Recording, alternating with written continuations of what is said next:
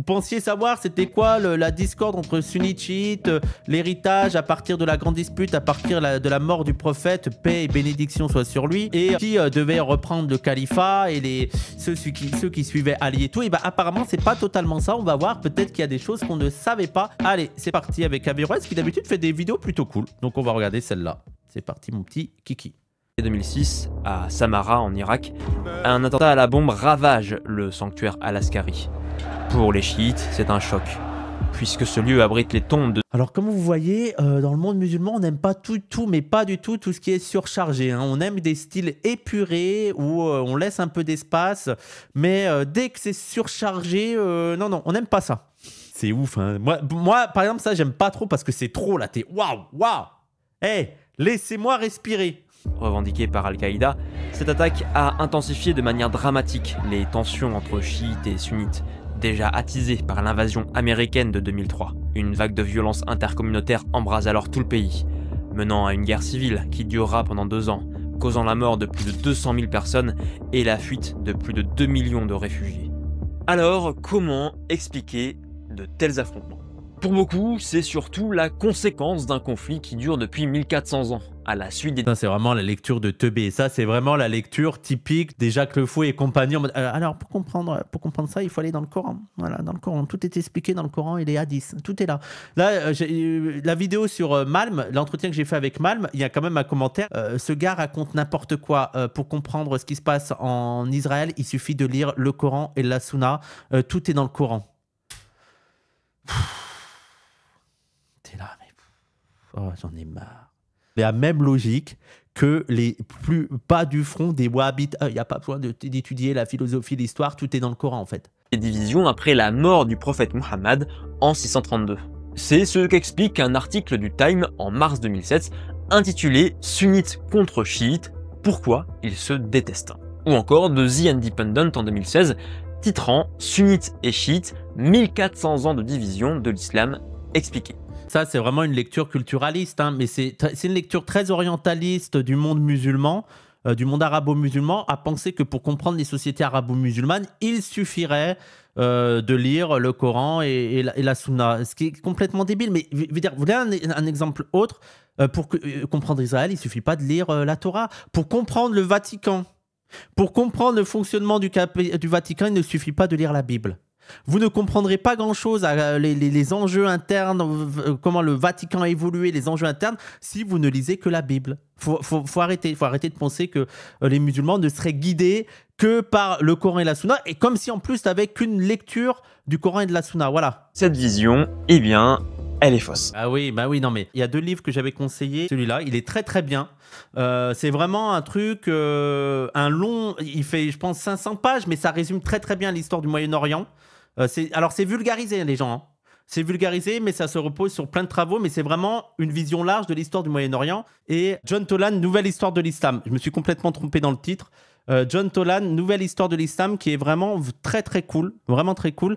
Et en fait à chaque fois que vous voyez, que vous lisez ces livres sur l'histoire du monde musulman, sur l'histoire de l'islam, sur l'histoire du Moyen-Orient, tous les chercheurs un tant soit peu sérieux qui travaillent sur les sujets vont vous dire: si vous lisez le Coran et le Sunna, vous n'allez rien comprendre à l'histoire. C'est pas en lisant les Corans que vous allez comprendre les 1400 ans. Même l'histoire de l'islam. John Toland vous montre que même l'histoire de l'islam, si vous vous concentrez sur le Coran et la Sunna, vous n'allez rien comprendre à l'histoire de l'islam. Voilà.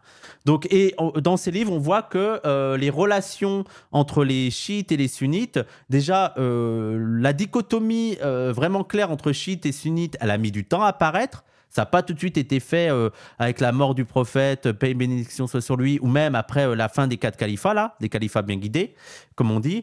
Mais ça a mis du temps à se faire, et surtout les relations ont été... ça a été le chaud et le froid, quoi. Il y a eu des hauts, des bas, voilà. Et que, en fait, souvent, ce qui a provoqué des colères, des tensions, des guerres, c'est pas tant des interprétations religieuses que des questions géopolitiques. Et je pense que c'est encore maintenant le cas. Entre l'Iran et l'Arabie Saoudite, les tensions, c'est pas tant sur le fait sunnite-chiite, et je veux pas dire que ça n'a aucune incidence, mais c'est surtout des tensions géopolitiques. C'est ça, en fait, qui les oppose, quoi. Des questions de ressources énergétiques, de alliances, de domination régionale. Voilà, arrêtez de croire que c'est le Coran et la Sunna. En réalité, les conflits entre sunnites et chiites, s'explique rarement par la seule religion ou par un conflit soi-disant ancestral. La base, le béaba, voilà. La doctrine des chiites est pire que celle des kharijites renégats. Les khalijites, les gens, en gros, c'est Daesh. Les musulmans ultra violents et qui ont une vision très sectaire et très autoritaire de l'islam et qui voient des koufars partout, quoi. Des mécréants et tout. On pourrait dire que ceux qui sont vraiment les plus héritiers de ça, ça serait plutôt Daesh. Daesh est surtout une réponse à la colonisation. Je suis totalement pas d'accord avec toi. Que Daesh soit le produit des guerres régionales, ok. Par contre, faire de Daesh une réponse à la colonisation, en fait, ce qui me dérange dans ton truc, c'est réponse à la colonisation comme si c'était la réponse à apporter. Par contre, que ce soit entre autres un des résultats du désordre provoqué dans le Moyen-Orient, totalement. Alors là, totalement. Dans la région, il y a tellement des acteurs très différents, avec des intérêts très différents et selon le contexte, qui fait que parfois, les Occidentaux ont pu laisser faire Daesh, ou ont pu laisser des armes, ou ont pu, comme on l'a vu avec la France et, comment ça s'appelle, ceux qui ont financé un petit peu Daesh, parce que ça servait leurs intérêts sur le pétrole et tout, mais c'est pas eux qui ont fait, c'est pas eux qui ont, Lafarge, voilà, Lafarge, mais c'est pas eux qui ont fait apparaître Daesh, mais parfois on les laisse faire, mais c'est comme avec les talibans. Les talibans, là, ça sert un peu en Afghanistan. Par rapport au communisme, là, ça servait à nos intérêts. Donc, on leur a vendu des armes, on les a financés. Ouais, parce que... Mais c'est pas eux qui ont inventé les talibans. Mais à un moment donné, c'est eux qui les ont financés, qui les ont armés. Voilà. Daesh, il y a eu des échanges. On a vu Lafarge qui a donné de l'argent à Daesh. Il y a aussi parce que Daesh avait le contrôle sur des ressources pétrolières et tout. Mais c'est surtout, je pense que parfois, ils ont fermé les yeux. Ils ont laissé faire parce qu'ils combattaient des forces en présence qui étaient contre leurs intérêts. Donc c'est vraiment des trucs, c'est vraiment la réelle politique. Hein. Mais faut pas avoir une lecture caricaturale en mode Daesh a été créé par la CIA. La réponse à la colonisation, c'est le mot réponse qui va pas du tout. Mais Daesh a aussi beaucoup axé sur le truc anti-occidental et la revanche par rapport à un Occident qui a détruit le Moyen-Orient. Donc ça fait aussi partie de la stratégie développée par Daesh, tu vois. Et Daesh a pu gagner et en succès, en raison effectivement du bordel qui a été provoqué dans la région. Ce sont ceux d'Ibn Taymiyyah, un célèbre théologien sunnite. Alors, comment expliquer un tel discours? Pour le comprendre, il faut revenir au tout premier siècle de l'islam. La première divergence apparaît à la mort du prophète Muhammad. Selon la vision traditionnelle sunnite, il n'aurait pas nommé son successeur. Une partie des musulmans se serait réunis, il y aurait eu... Oui, et la version des chiites, c'est qu'il aurait en gros sous-entendu que son héritier c'était Ali. Et finalement, Abu Bakr aurait été choisi. Car en plus de grandes qualités religieuses et militaires, Ali est aussi le cousin et le gendre de Muhammad, ayant épousé sa fille Fatima. Il y aurait donc eu trahison d'une partie des musulmans, à commencer par les plus illustres. Vous voyez La deuxième division a lieu en 656. C'est la première fitna, qu'on peut traduire par discorde ou guerre civile. Je suis déjà perdu, les sunnites ne reconnaissaient pas Ali. En fait, pour les chiites, c'est Ali qui aurait dû être nommé dès le départ. Le prophète aurait, dès le départ, sous-entendu que ce serait lui son héritier et que, en fait, pour eux, Abu Bakr a volé avec Omar le trône à Ali. Grosso modo. Lorsque certains compagnons du prophète et une de ses épouses, Aïcha, prennent les armes contre le nouveau calife, en l'occurrence justement Ali, qui avait enfin pris la tête de la communauté après Abu Bakr, Omar et Othman. Ali a remporté ce premier affrontement, mais il a dû combattre un nouvel adversaire, Muawiyah. Là, le conflit se solde... Il est dans le chat en plus. Il est dans le chat, comment ça se fait que t'es encore là, Muawiyah? Mais Ali finit par être assassiné en 661. C'est donc Muawiyah qui devient le dirigeant. En gros, Aïcha part en guerre contre Ali pour venger Othman. Ça pète à la bataille du chameau. La Oumma se divise, les uns suivent le pouvoir, les autres la lignée. Voilà, très bien expliqué, très bien résumé par Fiqh de Barbarie. Mais beaucoup de musulmans contestent leur légitimité. D'où la troisième division, la révolte du propre fils de Ali, Hussein. C'est là que tu vois que tous les délires des islamophobes sur la Oumma, ça n'a jamais existé, frère. C'est le truc, tu sais, ils sont persuadés que les musulmans vont tous s'allier contre l'Occident. Ah, la Oumma, ça va former, c'est la... Ça, frère, ça c'est un idéal, c'est un truc à atteindre, tu vois, c'est un rêve, c'est comme le paradis, c'est comme le communisme, mais ça n'a jamais existé en vrai. Contre Yazid, le successeur de Muawiyah, laquelle se solde par la bataille de Karbala en 680, sans doute très déséquilibrée, où Hussein et ses compagnons sont massacrés. Par la suite, d'autres révoltes éclatent contre les Omeyyades, comme celle des Kaysanites entre 685 et 687, et surtout de Zayd ibn Ali en 745. Et puis, ce qui a exacerbé les tensions entre chiites et sunnites... C'était quand même la classe cette tenue, hein, moi je vois ça arriver, je suis en mode je me rends les gars, vous avez gagné, hein. Où est-ce que je vous tape en fait? Comment je peux vous avez gagné, c'est bon. Après je pense que c'est pas vrai historiquement, hein. C'était pas les vraies tenues historiquement, hein, c'est certain. C'est l'émergence de pouvoirs politiques se définissant comme sunnites ou chiites, lesquels s'affrontent à la fois sur le plan politique, militaire et religieux. Mais ça ne se produit qu'à partir des 10e, 11e siècles, avec les Karmates, les Fatimides, puis les Nizarites, s'opposant aux Abbassides puis aux Seldjoukides. Alors, ne retenez pas forcément ces noms. Oui, ça, il faudrait aller lire les livres que je vous ai dit, mais c'est très compliqué, hein, tous les débats, toutes les guerres internes, mais parce que même au sein des Abbassides, il y avait des guerres internes, après il y avait les guerres entre les empires et tout, chacun se revendiquait comme le vrai califat, voilà, bref, c'est... Mais le Coran et la Sunna, hein, on revient un petit peu, dites-vous qu'il y a des gens, ils voient cette carte, avec des conflits là entre Fatimides, entre Abbassides, et ils se disent, ah non, mais pour comprendre ça, il faut lire le Coran et la Sunna. Par contre, comment expliquer une telle concurrence politico-religieuse? On l'a déjà vu, il y a une différence d'interprétation concernant la succession du prophète. Mais il y a aussi un désaccord sur ce qui constitue la légitimité d'un dirigeant. Ça, c'est une vraie question, hein. C'est une vraie question. Il y a aussi des débats au sein de l'islam de certains musulmans, de certains penseurs. Alors, c'est un peu plus moderne, je pense, même si je crois qu'il y en a existé du temps du prophète. Mais l'idée mais s'il n'a pas désigné de successeur, il y a peut-être une raison. Il y a peut-être une raison qui a fait qu'il n'y avait pas, peut-être qu'il ne fallait pas d'un successeur et réfléchir à d'autres manières d'organiser. Ça, t'as des réflexions comme ça qui sont intéressantes. Pour la plupart des musulmans, il doit appartenir à la tribu du prophète, les Quraysh, tout en ayant la moralité et les compétences nécessaires. Là où pour la majorité des chiites, le dirigeant doit obligatoirement descendre de la famille du prophète, donc de l'union entre Ali et Fatima. À ça s'ajoute une perception religieuse différente. Là où pour les sunnites, le souverain ne possède pas de fonction religieuse particulière, à part veiller à l'application de la loi et à la protection des musulmans, pour la plupart des chiites, les deux autorités politiques et religieuses se confondent, incarnées dans la figure de l'imam. Donc ça voudrait dire que dans les sunnites, il y a plus l'idée de laïcité qui aurait pu émerger, vu que le chef n'a pas forcément de fonction religieuse. Après, je pense que c'est plus compliqué, les gens. Après, voilà, les gens, il le dit lui-même, il résume assez vite, hein. C'est une vidéo de 20 minutes, c'est de la vulgarisation. Dont le premier n'est autre que Ali, qui a ensuite transmis cette fonction à ses descendants.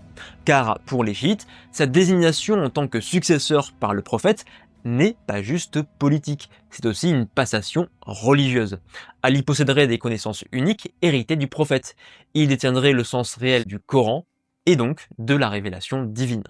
Ces deux points, l'importance héréditaire et la double nature religieuse et politique du dirigeant, empêchent les chiites de reconnaître la légitimité du califat telle que définie par les sunnites.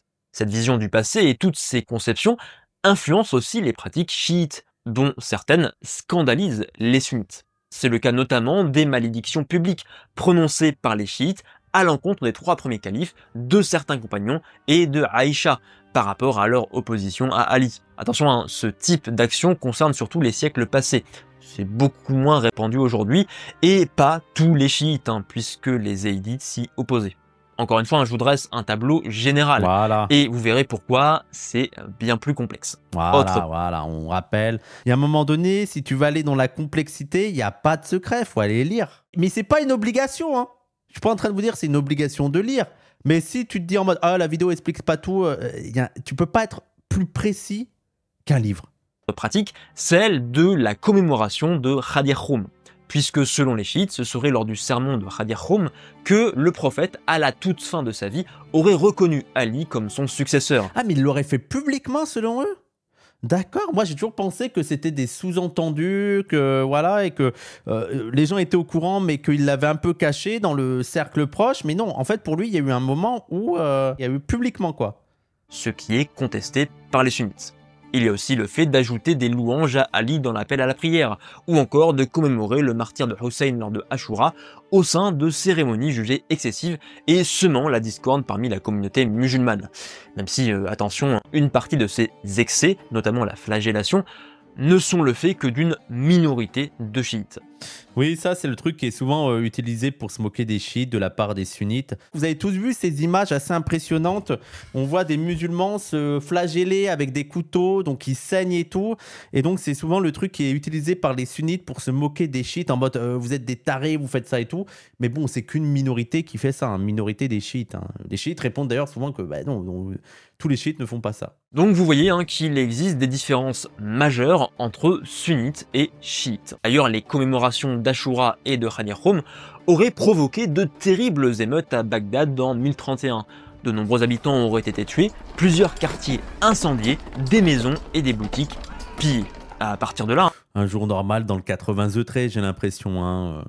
Voilà, je vois pas ce qui vous choque, quoi. Ils ont importé leur culture, voilà. Comment ne pas penser que les conflits actuels entre sunnites et chiites s'enracinent dans cette très longue histoire? On pourrait même mettre en miroir les affrontements de Bagdad en 1031 et ceux ayant eu lieu dans la même région un millénaire plus tard. Mais dans ce cas-là, comment expliqueriez-vous l'événement suivant?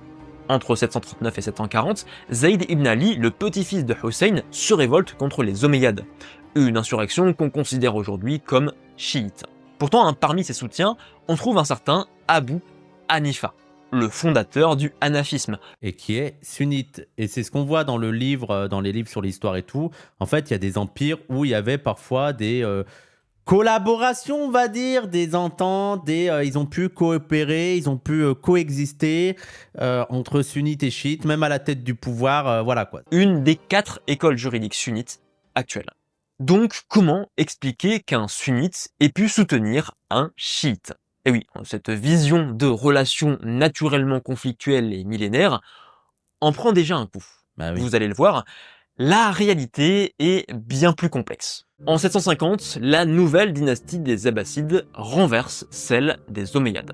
Aujourd'hui, les Abbassides sont perçus comme les champions du sunnisme. Et pourtant, leurs principaux soutiens en 750, ce sont les Alides. C'est-à-dire ceux qui militent pour que les descendants de Ali, surtout via Fatima, accèdent au pouvoir. Même si les Abbassides finissent par leur tourner le dos, ils revendiquent eux-mêmes une filiation indirecte avec un fils de Ali, mais issu d'une autre femme que Fatima. Avec cet exemple, vous voyez que 120 ans après la mort du prophète Mohammed, les identités restent floues. On peut très bien valoriser la famille de Ali sans pour autant être chiite. Voilà, c'est un peu comme plein de choses. Il y a une version binaire de voir les choses, c'est-à-dire la frontière entre chiites et sunnites, c'est un peu comme les frontières de sexualité, c'était beaucoup plus flou à l'époque. Hein.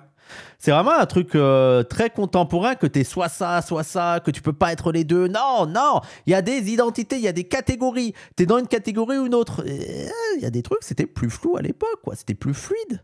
Tout simplement parce que, à cette époque, les identités sunnites et chiites sont encore embryonnaires. Pour être encore plus C'est dingue, qui aurait pu croire que l'histoire était complexe. précis, au cours des 2 premiers siècles de l'islam, les conflits opposent plutôt anciens musulmans, nouveaux musulmans et élites tribales au service du calife omeyyade. Les identités chiites et sunnites restent donc floues, et cette ambiguïté a sans doute persisté pendant des siècles. Par exemple, on a vu dans la vidéo sur l'Anatolie qu'au XIIIe, XIVe siècle, on pouvait très bien valoriser spécifiquement Ali et sa famille, tout en se définissant soi-même comme pleinement sunnite. T'as aussi des personnalités, c'est intéressant, c'est difficile de les jauger, quoi. Ibn Arabi se disait sunnite, mais je pense que beaucoup de sunnites le considèrent pas comme sunnite. C'est ça, où t'as des trucs, parfois c'est difficile de mettre des penseurs, des courants dans des cases, quoi. Je vous ai dit qu'à Bagdad, il y avait eu de violents conflits entre sunnites et chiites. Le problème, c'est que les sources qui nous en parlent datent des XIIIe, XIVe siècles. Donc, 200... C'est ultra vulgarisé, mais c'est juste l'héritier légitime pour chaque branche des 12 imams. Comme en France, les pro-Orléans et les pro-Bourbon, mais chez les chiites, ils sont 12 voire 13. D'accord. à 300 ans après les faits. Ce qui fait dire à Christine Baker que cette vision d'affrontement religieux a été exagérée, voire créée de toutes pièces par ces auteurs tardifs, alors que les sources contemporaines des événements n'expliqueraient pas ces émeutes par le facteur religieux. Ah mais si seulement les gens ne s'étaient pas limités au Coran et à la Sunna, ils étaient allés voir des travaux historiques. C'est quand même assez ahurissant que le milieu qui se revendique de la science, de la zététique et tout, n'ait pas l'idée d'aller lire des travaux historiques. C'est quand même dingue, hein. Non. Mais allez lire les travaux d'historiens, quoi, je sais pas. Et c'est là où je disais, mais j'ai une vision plus matérialiste de la religion que... C'est eux les athées, c'est moi le croyant, c'est eux qui sont les plus idéalistes sur la religion, c'est moi qui suis le plus matérialiste. C'est hallucinant. Dans ce cas-là, vous me direz, mais pourquoi déformer les faits? Eh bien, parce que les auteurs médiévaux écrivent à l'aune de leur c'est juste des raslards, oui. propre contexte, pour donner sens à leur présent et pas pour s'approcher le plus possible de la réalité comme les historiens actuels. Alors, que s'est-il passé au XIIIe, XIVe siècle? En l'occurrence, ce serait à cette période que les identités religieuses se consolideraient, notamment grâce à la multiplication des madrasas, des institutions d'enseignement fondées et diffusées à la fin du XIe siècle par les Turcs seldjoukides et qui, en 1 ou 2 siècles, se répandent dans le monde musulman. D'accord, donc il faut détruire les centres, les madrasas. Il faut détruire les universités. Ok, je rigole. Les identités évoluent.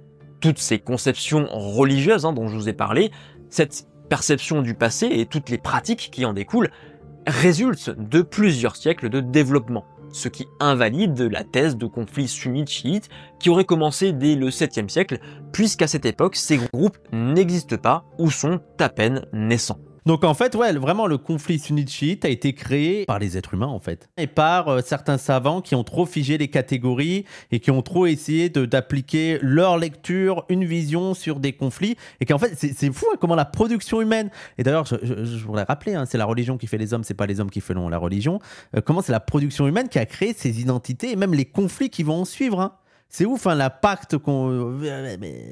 C'est ça qu'ils n'arrivent pas à comprendre. C'est pas un dieu qui aurait dit, tiens, vous faites ça. Non, c'est vraiment l'humain. L'humain qui a créé ces catégories et les conflits qui vont exister ensuite. Cette logique se vérifie dans l'histoire du chiisme, avec de multiples divisions internes. Oui, Sam, il faut absolument que tu regardes la vidéo réaction d'Averroès sur la vidéo d'Ismaïl Mounir. C'est grave intéressant. Cette logique se vérifie dans l'histoire du chiisme, avec de multiples divisions internes liées à des conceptions politico-religieuses divergentes, la question de l'imama, des relations avec les pouvoirs sunnites, de la désignation explicite au nom de Ali par Muhammad, et donc de la condamnation ou non des 3 premiers califes de l'islam et de certains compagnons du prophète. Donc partir du présupposé que les relations chiites-sunnites sont logiquement conflictuelles serait une erreur. Il y a un autre élément bien plus crucial qui influence ces relations. Et cet élément, c'est le contexte. Tout simplement, l'Iran, l'Arabie Saoudite, quand ils étaient très en guerre il y a quelques années, alors là, ça a été un peu plus réchauffé, entre guillemets, notamment avec l'intervention de la Chine. Mais voilà, des intérêts divergents, c'est tout. Voilà, il n'y a pas besoin d'aller dans... alors, tu vas lire dans le Coran, voilà. Vers 923, des guerriers chiites attaquent une caravane de pèlerins, faisant plusieurs prisonniers, y compris des proches du calife abbasside. Pire encore, en 930, ils pillent la Mecque, volent la pierre noire de la Kaaba et massacrent des pèlerins. Ah ouais, je savais pas, ça c'est un truc de ouf. Vous imaginez, il y a ça maintenant, genre des chiites d'Iran qui viennent à la Mecque et tout, voler la... Waouh. Je pense que l'Arabie Saoudite lance la bombe nucléaire. Ces personnes, ce sont les Karmats, appartenant à la branche ismaélienne du chiisme. Ah, est-ce que c'est les assassins ou c'est un autre truc ? À Bagdad, ces 2 événements ont alimenté les tensions entre la majorité de la population et les chiites, avec des suspicions planant même sur le vizir Ibn al-Furat, accusé d'être un agent à la solde des Karmats. Ah d'accord, c'est ceux qui ont foutu la merde. D'accord. Et j'imagine que les sunnites ont profité de ce groupuscule de chiites qui foutent la merde pour faire des généralisations. L'un des premiers attentats à Al-Qaïda, c'était une prise d'otage à la Mecque pour protester contre la corruption du régime, oui. Bref, les rumeurs se répandent et une paranoïa s'installe. Un des principaux facteurs de tension, c'est donc lorsque religion et politique fusionnent. Les dirigeants s'appuient sur la religion pour légitimer leur pouvoir, tandis que les savants musulmans profitent du soutien étatique pour asseoir leur autorité. Oui, mais ça, c'est le truc classic shit. Je vais en parler dans ma vidéo, l'épisode 2, mais c'est le truc classic shit. C'est-à-dire que, voilà, c'est un truc cyclique, les deux cèdent. C'est-à-dire qu'il y a il y a des dirigeants religieux, ils sont contents, ils permettent de légitimer les actions du gouvernement. Et c'est d'ailleurs pour ça que tu as certains, même chez les sunnites, et notamment le savant Al-Maliki, qui expliquait que pour lui, beaucoup de hadiths ont été inventés. Et en fait, ils ont été inventés notamment pour servir le pouvoir des empires, des califats. Et qu'en fait, quand un califat voulait faire quelque chose, magiquement, tu avais un savant qui arrivait à te trouver tel hadith qui justifierait l'action du pouvoir. Et donc, c'est vraiment un jeu de dupes où les deux cèdent. Tu as le savant qui vient légitimer le pouvoir du chef. Et en mode, ah non, mais c'est islamique ce qu'il est en train de faire. Et comme ça, le savant, il a aussi un peu d'emprise sur le chef. Et lui, il est vu comme le savant légitime. Voilà, c'est vraiment le truc classique shit. Mais on a aussi dans le christianisme, hein. Après, dans le christianisme, tu as aussi ça, où la relation entre les papes et les rois, c'était aussi des enjeux de pouvoir, où le roi avait quand même besoin de la légitimation du pape, et que le pape essayait aussi de prendre de l'ampleur. Voilà, quoi. Oui, le clergé et tout, quoi. Classique shit. D'un côté, les Ottomans sont déjà très bien implantés et en passe de devenir un empire. De l'autre, les Safavides sont tout jeunes, puisqu'ils fondent leur état en Perse en 1501. Plus important encore, leur dirigeant, Ismaïl, se convertit au chiisme duodécimain. Un choix sans doute stratégique, puisqu'il permet aux Safavides de se distinguer clairement des Ottomans sunnites et donc d'élaborer leur propre légitimité. On a donc deux États qui se définissent clairement comme sunnites et chiites, ce qui a alimenté les tensions religieuses envers leurs minorités respectives, chiites chez les Ottomans, sunnites chez les Safavides. Pour autant, les Ottomans ne s'en prennent pas à tous les chiites. Comme l'explique le grand moufti Ahmed Effendi en 1548, les Safavides n'appartiennent pas aux chiites. Ils répriment donc uniquement les chiites qui se révoltent contre leur autorité et entrent nécessairement en conflit contre les Safavides, puisque leur adhésion au schisme duodécimain revient à contester la légitimité du sultan ottoman. Les Ottomans agissent donc de manière pragmatique. En déclarant les Safavides hérétiques et en menant le djihad contre eux, ils réaffirment non seulement leur autorité, mais aussi leur légitimité en tant que souverains musulmans sunnites, tandis qu'ils ignorent ou même valorisent officiellement leur minorité chiite. La politique, tout le temps la politique, c'est ça qui guide le monde. C'est donc le contexte politique qui amplifie les tensions religieuses. Même les savants religieux, en vrai, ils arrivent facilement à s'adapter. Ils peuvent très bien, ils vont trouver un moyen de s'auto-persuader de telle chose ou telle chose. Vous voulez un exemple très récent ? Putain, en fait, mon pull, il est crade. Là, j'avais pas vu, j'ai du noir. Bon, c'est pas très grave. Mais un exemple très récent, le débat qu'on a eu avec l'Aïd, le jour de l'Aïd. Et en fait, il y avait eu un débat parce que l'Arabie Saoudite avait déclaré qu'elle avait vu la Lune et que l'Aïd était le dimanche. Et beaucoup et d'autres pays ont dit mais non, on n'a pas vu la Lune. Pour eux, le truc était lundi. Tu as aussi deux manières de juger si c'est l'Aïd ou pas. Il y a l'observation traditionnelle. Tu viens le soir même, tu regardes même avec un télescope. Alors, c'est plus traditionnel si tu regardes avec un télescope déjà. Mais tu regardes le soir même si tu vois la Lune. Si tu vois la Lune, c'est bon, l'Aïd est le lendemain. Après, tu as une autre version plus moderne avec l'idée que, mais maintenant, on a la technologie. On peut savoir exactement avec les observations astronomiques quand est la Lune. Et donc, en fait, l'observation scientifique, si tu suis l'observation scientifique, l'Aïd était bien dimanche. Par contre, ce que montrait l'observation scientifique, c'est là que c'est super intéressant. La version scientifique, l'Aïd sera dimanche. Par contre, quand on observe de point de vue astronomique, on verra que la Lune ne pourra pas être observée le samedi soir. Quand bien même elle sera là, la Lune ne pourra pas être observée à l'œil nu, tout ça, dans les pays arabes le samedi soir. Et donc, s'ils respectent le truc traditionnel, ils devraient faire l'Aïd le lundi. Sauf qu'ils continuent dans l'article en disant « Mais vous verrez qu'ils trouveront bien des savants qui vont jurer, qui vont dire, qui vont affirmer avoir vu la Lune et que certainement l'Arabie Saoudite va faire le truc dimanche. » Et c'est ce qui a été fait. L'Arabie Saoudite a fait le truc dimanche. Et donc, il y a plein de musulmans qui ont dit « Mais c'est pas possible, c'est pas normal, vous n'avez pas pu l'observer et tout. » Et le vrai problème, c'est que les savants de l'Arabie Saoudite prétendent faire ça sur le truc traditionnel, alors qu'en fait, ils se sont fiés au truc astronomique. Ils se sont fiés au truc astronomique et ils ne veulent pas l'avouer. C'est ça le gros problème. Et que c'est pour ça que d'autres pays qui ont respecté le truc traditionnel ont dit que c'était lundi. Et moi, je suis plutôt de l'école de il y a de l'astronomie, autant faire le truc astronomique, quoi. Arrêtons le truc. Non, faut être là le soir même, regarder, tu vois. Et après, il y a le bon soupçon. Et en fait, et c'est là où tu vois tous les débats, parce que tu as certains qui sont en mode traditionnel. Parce que vu que ceux qui étaient en lecture traditionnelle se sont dit, eh ben, c'est pas dimanche, normalement, c'est lundi. Sauf qu'il y a eu un débat en interne parmi ceux qui sont traditionnels, parce qu'il y a aussi l'idée que. Parce qu'il y en a, ils ont dit, bah moi je fais pas l'Aïd ce jour-là, je ferai le lendemain, tant pis pour l'Arabie Saoudite, tant pis pour ce que dit la France. Sauf que en interne, t'as ceux qui ont la version traditionnelle qui sont quand même en mode, non, on doit le faire le dimanche, quand bien même les autorités se trompent, on doit suivre les autorités, tu dois suivre la mosquée, et si la mosquée, les savants de ton secteur, même s'ils se trompent, te disent que c'est dimanche, tu dois le faire dimanche. Et donc, tu avais plein de débats sur ça. C'est extraordinaire à voir. Je trouve ça passionnant. Je trouve ça passionnant et de voir les gens s'engueuler sur ça et tout. Voilà, faut pas faire la fitna. Les savants ont décidé que c'était ça. Tu dois respecter les savants, tu dois le faire et tout. Voilà, c'est super intéressant. Mais moi, je suis en mode, les gars, le truc astronomique. En vrai, voilà. Ça, c'est un vrai débat aussi, Mouaïwa. À partir de quel moment tu n'écoutes plus tes autorités? Tu dis qu'un musulman doit écouter ses autorités. Mais il y a bien un moment, imaginons que tes autorités font absolument n'importe quoi en termes islamiques.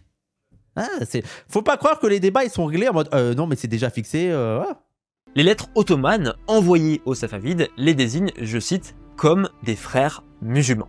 Tandis que Soliman le Magnifique félicite un Shah Tahmasp pour ses décisions religieuses. C'est le chapeau le moins stylé, moi je le trouve pas du tout stylé, on dirait qu'il a un énorme oignon sur la tête. Ce dernier louant à son tour Soliman pour la construction de une gousse d'ail plutôt, une gousse d'ail. Grande mosquée sous les Manillés. Un changement de contexte peut donc conduire à une détente et même à un rapprochement.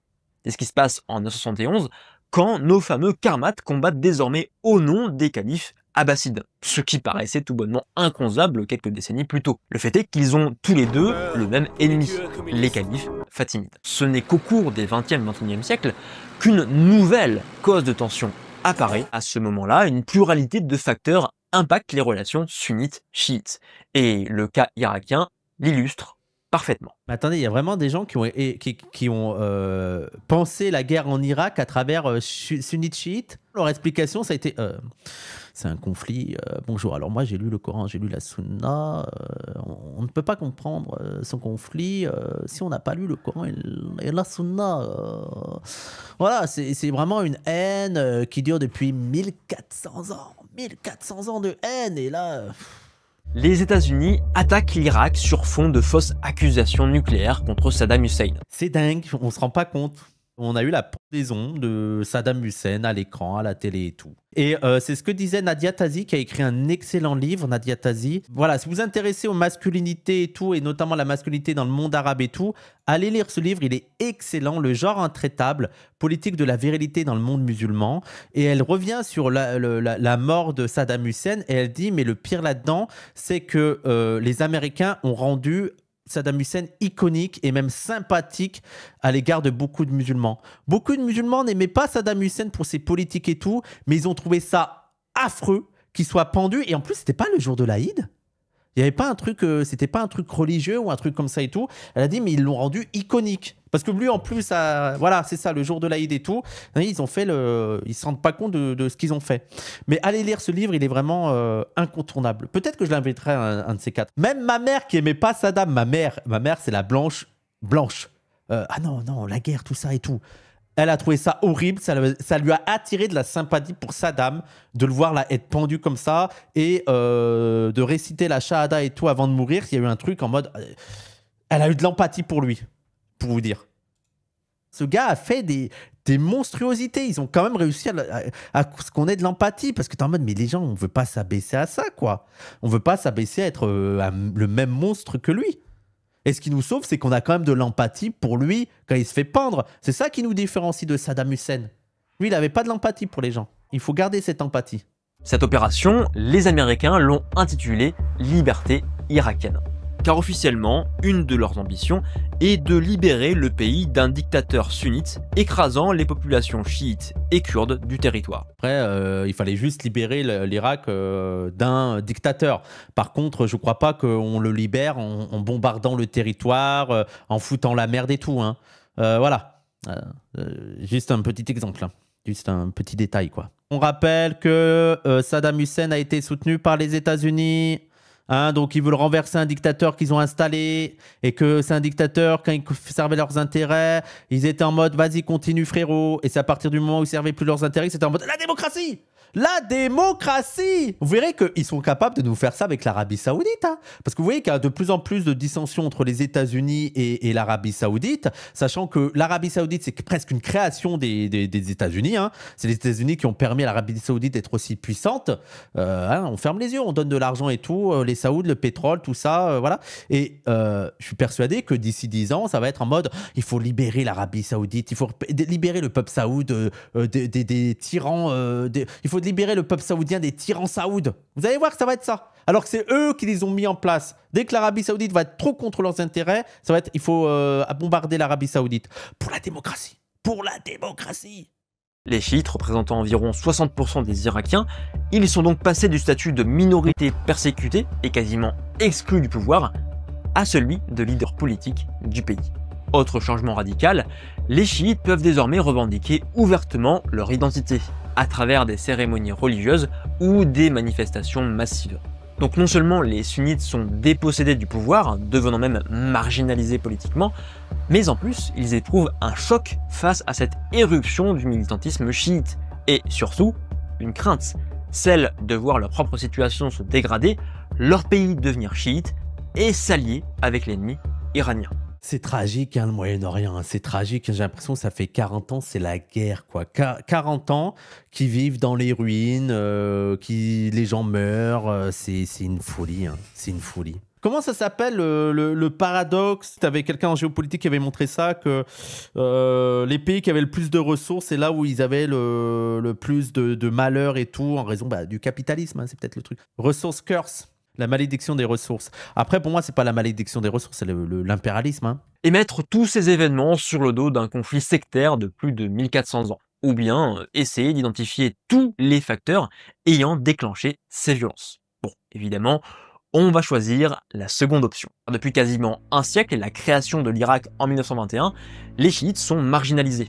Quasiment aucun accès aux hautes fonctions publiques, beaucoup subissent la répression, tandis que les régions du sud à forte majorité chiite ne reçoivent que très peu d'aide économique de l'État, notamment pour construire des infrastructures. Là auparavant, le principe d'un État administrant une pluralité d'ethnies et de religions dominées, à l'image de l'Empire ottoman, désormais c'est celui de l'État-nation de type européen. Où le oh bah dis donc, l'importation de l'État-nation européen, bah dis donc, on est fou quand on dit ça, bah dis donc. Ça sent british, non ça a le style du british, hein. C'est peut-être nous, hein, sinon. Le gouvernement doit représenter ses citoyens et répondre à ses intérêts. Autre cause. Le perfide Albion. D'accord. Qui a pas foutu la merde? Ah oui, bah ça c'est une grande question là. Des tensions, l'emballement géopolitique. Avec la révolution iranienne de 1979, les pouvoirs sunnites du Moyen-Orient redoutaient l'exportation du militantisme chiite dans les autres pays, à commencer par l'Irak. S'ensuivit alors la guerre Irak-Iran entre 1980 et 1988, puis une sorte de guerre froide entre... Oh. Ah bah dis donc, Reagan. Quel crapule. Reagan a trahi l'Amérique.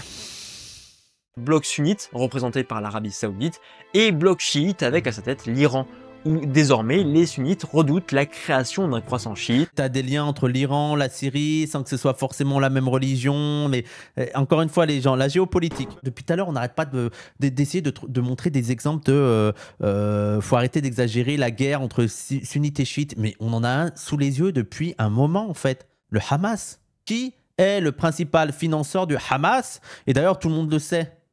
Le Hamas qui est sunnite, hein. Et qui a financé et beaucoup aidé le Hamas? Bah, c'est l'Iran et c'est le Hezbollah. Deux organisations chiites. D'ailleurs, ça fait mal à beaucoup de sunnites hein, de montrer que les chiites, ils ont quand même plus soutenu que d'autres, quoi. Mais voilà, quoi. On voit que, bon, il n'y a pas la... Selon le contexte géopolitique, les alliances se font, quoi. Merci beaucoup à Taraxia. Et Israël, alors, non, mais revenons sur ça. Israël n'a pas créé le Hamas, ok? Mais Israël a joué la partition préférée de tous les colons, c'est diviser pour mieux régner. Et donc, pour créer la discorde au sein des organisations pro-palestiniennes, Israël n'a pas hésité, à mettre en avant ou à laisser faire le Hamas dans sa montée en puissance. Mais ça aurait pu être le Hamas ou n'importe qui, hein.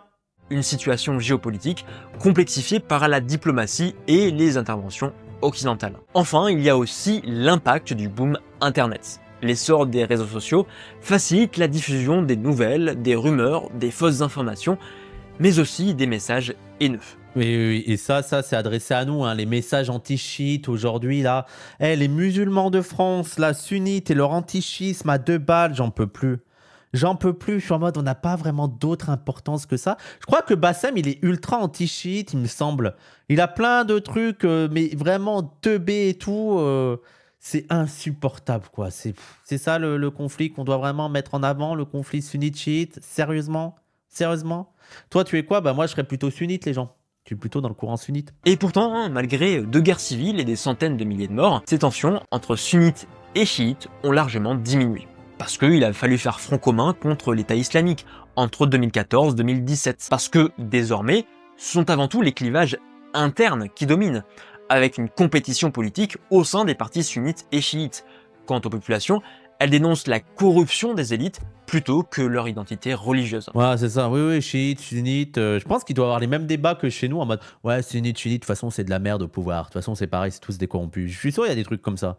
Ah non, quelle que soit leur orientation idéologique, religieuse, c'est des corrompus. Les relations entre sunnites et chiites ne sont pas juste influencées par la religion ou un passé lointain, mais plutôt par le contexte contemporain et par une diversité de facteurs à la fois socio-économiques, politiques, géopolitiques et religieux. Ce qu'on dit depuis le début, pour comprendre le monde musulman, il faut avoir, comme dans les autres mondes, une analyse matérialiste, quoi.